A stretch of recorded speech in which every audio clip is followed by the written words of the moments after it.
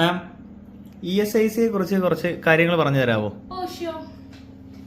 Hi, hello, ഞാൻ നിങ്ങളുടെ Reshma Raj, your HR coach.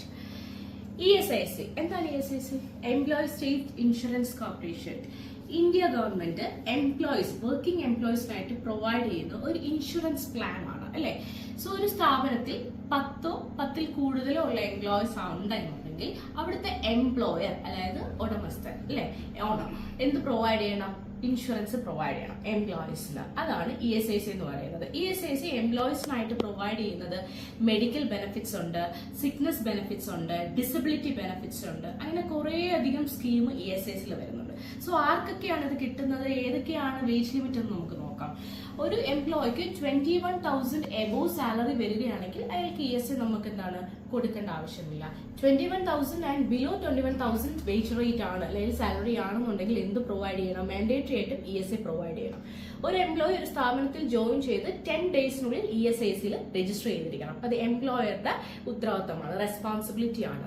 ജാനുവരിയിലെ salary നമ്മൾ കൊടുക്കുക എന്നായിരിക്കും ജാനുവരി 30th അല്ലെങ്കിൽ ഫെബ്രുവരി 1st ആയിരിക്കും. സോ ജാനുവരിയിലെ ESI കോൺട്രിബ്യൂഷൻ എപ്പോൾ പ്രൊവൈഡ് ചെയ്യണം? ESICക്ക് ഫെബ്രുവരി 15 മുമ്പാകെ നമ്മൾ എന്താണ് കോൺട്രിബ്യൂഷൻ സബ്മിറ്റ് ചെയ്യണം.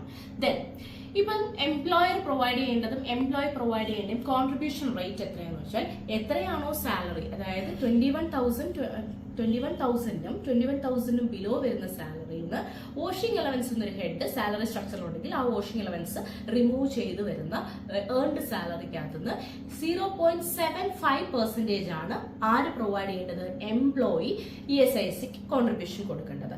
എംപ്ലോയർ എത്ര കൊടുക്കണം? 3.25%. ടോട്ടൽ പറഞ്ഞാൽ 4% ഓഫ് ഏൺഡ് വേജസ് ആണ് നമ്മൾ എന്ത് കൊടുക്കേണ്ടത്? പ്രൊപ്പോർഷൻ ആണ് ESIC കൊടുക്കുന്നത്. ഇപ്പം ഫോർ എക്സാമ്പിൾ എൻ്റെ അടുത്ത് ഒരുപാട് പേര് ചോദിച്ചിട്ട്, മാഡം ഞങ്ങളുടെ സ്ഥാപനത്തിൽ എംപ്ലോയർ പറയാണ്, ഇതൊരു മീറ്റിംഗ് ഒക്കെ വിളിച്ചിട്ട് പറയുന്നു, എനിക്ക് ഇതുകൊണ്ട് വലിയ പ്രയോജനമില്ല. എംപ്ലോയറോട് പറയാണ്, എനിക്ക് ഇതുകൊണ്ട് വലിയ പ്രയോജനമില്ല. സോ എല്ലാ കോൺട്രിബ്യൂഷൻ നിങ്ങൾ തന്നെ റെമിറ്റ് ചെയ്യുകയാണെങ്കിൽ ഇറ്റ്സ് ഫൈൻ, നമുക്ക് ESI സ്റ്റാർട്ട് ചെയ്യുന്നത്. ഒരിക്കലും അത് അനുവദിച്ചു കൊടുക്കരുത്. ആ പെർട്ടിക്കുലർ എംപ്ലോയീസ് ഏത് സ്ഥാപനത്തിലാണോ ആ എംപ്ലോയീസ് എന്ത് ചെയ്യുക? പരാതിപ്പെടണം. എവിടെ പരാതിപ്പെടണം? ലേബർ കമ്മീഷണറേറ്റോ അല്ലെങ്കിൽ എന്താണ് തൊട്ടടുത്തുള്ള ESIC റീജിയണൽ ഓഫീസോ. ഓരോ സ്റ്റേറ്റിൽ ചെല്ലുമ്പോൾ അതിന്റെ റീജിയണൽ ഓരോ ഡിസ്ട്രിക്ട് ബേസിലുള്ള റീജിയണൽ ഓഫീസസ് കാണും. സോ നമുക്ക് എന്ത് ചെയ്യും? അവിടെ ചെന്ന് എന്താണ് പരാതി സബ്മിറ്റ് ചെയ്യുക, റിട്ടേൺ ആയിട്ട് പരാതി സബ്മിറ്റ് ചെയ്യുക. സോ അത് പണിഷബിൾ ആയിട്ടുള്ള ഒഫൻസ് എംപ്ലോയർക്ക് ഒരിക്കലും അങ്ങനെ പറയാനായിട്ട് പറ്റത്തില്ല.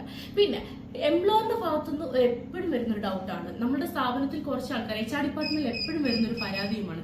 എംപ്ലോയീസ് വന്നിട്ട് പറയാം, ഞങ്ങൾക്ക് പേഴ്സണലി ഇൻഷുറൻസ് ഒക്കെ ഉള്ളതാണ്, ഹെൽത്ത് ഇൻഷുറൻസ് ഒക്കെ ഉള്ളതാണ്, so we don't need that എന്ന് പറയും. സോ HR ഇങ്ങനെ അതിശയോക്തിയായിട്ട് നിൽക്കും. എന്ത് ഇവർ പറയുന്നത്? ഒരിക്കലും എംപ്ലോയറോട് ഒരിക്കലും അങ്ങനെ ചെയ്ത് പറയാൻ പാടില്ല. എംപ്ലോയി മനസ്സിലാക്കേണ്ട കാര്യമാണ്, ഒരു സ്ഥാപനത്തിൽ 10 കൂടുതലുള്ള ആൾക്കാരുണ്ടെങ്കിൽ അവർക്ക് എല്ലാവർക്കും സാലറി റേഞ്ച്, ഇത്ര പെർട്ടിക്കുലർ സാലറി റേഞ്ചിൽ താഴെ വരുന്ന ആൾക്കാരാണെങ്കിൽ ESI പ്രൊവൈഡ് ചെയ്തേ പറ്റൂ. മാൻഡേറ്ററി ആയിട്ട് ആ അക്കൗണ്ട് കാണിച്ച് കോൺട്രിബ്യൂഷൻ എംപ്ലോയർ അടച്ചേ പറ്റത്തുള്ളൂ.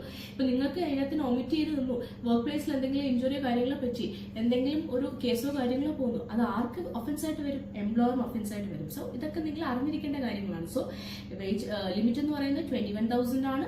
എംപ്ലോയറിന്റെ പ്രൊപ്പോർഷൻ എന്ന് പറയുന്നത് 3.25% ആണ്. എംപ്ലോയി ഇടേണ്ടത് 0.75% ആണ്.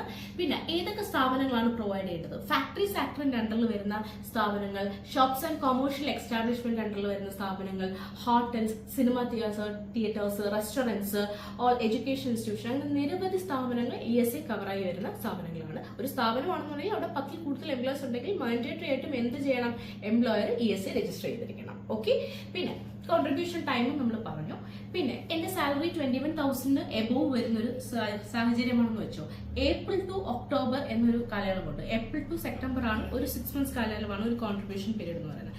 ഈ കാലയളവിനുള്ളിൽ എനിക്ക് സാലറി എമൗണ്ട് കൂടുകയാണെങ്കിൽ, ഈവൻ 21,000 22,000 ഒക്കെ ആവുകയാണെന്നുണ്ടെങ്കിൽ ESI കട്ടാക്കാൻ പാടില്ല. എംപ്ലോയർ എന്ത് ചെയ്യണം? കോൺട്രിബ്യൂഷൻ കൂടിയ എമൗണ്ട്, അതായത് ഇൻക്രിമെന്റ് കൊടുത്ത സാലറിക്ക് ESI അടച്ചു തന്നെ പോകണം. അത് എപ്പോഴും വരുന്നൊരു ഡൗട്ടാണ്. പിന്നെ എനിക്കിപ്പോൾ ഒരു ഡിസേബിൾഡ് എംപ്ലോയി ഉണ്ടെങ്കിൽ അയാൾക്ക് എത്രയാണ് സാലറി ലിമിറ്റ് എന്ന് പറയുന്നത്? 25,000 ആണ് സാലറി ലിമിറ്റ് എന്ന് പറയുന്നത്. 25,000 വരെ സാലറി ഉള്ള ഒരു ഡിസേബിൾഡ് പേഴ്സൺ ആണെങ്കിൽ നമ്മൾ എന്ത് കൊടുക്കാം? ESI പ്രൊവൈഡ് ചെയ്യാം. ESIയുടെ പുതിയ അപ്ഡേറ്റ്സ് പ്രീ 2025 എന്താണ്? അതിന്റെ അപ്ഡേറ്റ്സിനായി അടുത്ത വീഡിയോയ്ക്കായി വെയിറ്റ് ചെയ്യുക. കൂടുതൽ ഇൻഫർമേഷൻസിനായി സബ്സ്ക്രൈബ് ചെയ്യുക. ഓക്കെ.